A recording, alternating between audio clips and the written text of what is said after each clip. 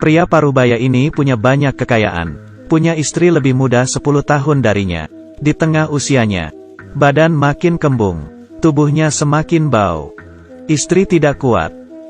Malam itu, ia mulai beraksi. Ia ambil alat dan memukul suaminya. Satu pukulan belum cukup. Ia mulai pukul kedua ketiga. Suaminya tidak gerak lagi. Setelah selesai, ia pergi makan dengan temannya. Melihat jam tangannya. Di tengah acara makan, pura-pura menerima telepon, di rumah ada masalah. Tunggu sampai rumah baru lapor polisi, seakan-akan ia baru sampai rumah, melihat suaminya terbunuh. Ia pikir rencananya berhasil. Baru sampai rumah, ia kaget. Tubuh suaminya tidak ada. Suaminya pura-pura mati. Ia masih tetap di sana. Saat ia sedang pikir, sebuah tangan dari belakang menyentuhnya, buat ia kaget. Balik arah, ia kaget. Suaminya ada di sini. Suaminya pun menyapanya. Selain ada tempelan di kepalanya, ia juga sama sekali tidak ingat. Istrinya tidak mengerti kenapa suaminya masih hidup. Malam itu ia tidak bisa tidur. Esok harinya, ia buat suami makanan. Tidak sabar bunuh lagi. Mencoba kedua kali. Ia ambil tali ke arah suami, mengikat lehernya. Dengan kuat tenaga menarik. Setelah suami berusaha melawan, ia tidak bergerak dan mati. Istrinya bawa tubuh suami ke samping jalan, buat lubang, dan masukin tubuh dia di sana. Ia mulai lega. Yakin suaminya mati. Ia bisa menikmati hidupnya sendiri. Pakai sisa uang suaminya, pergi ke mall belanja. Selama ia nikah, ia tidak pernah menikmati hidup seperti itu. Ia pulang rumah, ia lihat di meja banyak surat. Belum ia sadar, terdengar suara pintu. Ia lihat bayangan. Suaminya kembali. Ia masuk rumah, peluk dirinya. Kejadian semalam, suaminya tidak ingat sama sekali. Ia pun terkejut heran. Saat suaminya sudah tidur, ia kembali ke tempat tubuh suaminya yang dikubur, dan sadar, sudah digali. Ia pun terkejut. Siapa yang bawa tubuhnya pergi? Saat itu ia sudah pastikan, suaminya sudah mati.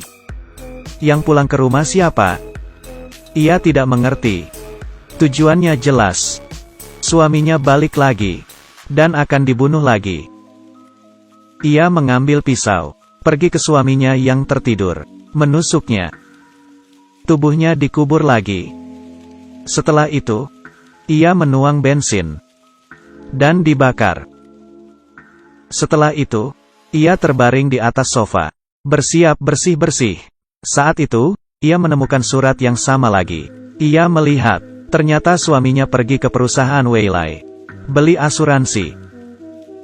Dari alamat di surat, ia pergi ke sana. Pekerja yang menangani, menjelaskan kepadanya, asuransi ini hanya untuk orang kaya. Menyimpan informasi DNA di perusahaan. Kalau pelanggan mati, perusahaan akan ambil jalan, masukkan ke klon, buat mereka hidup kembali.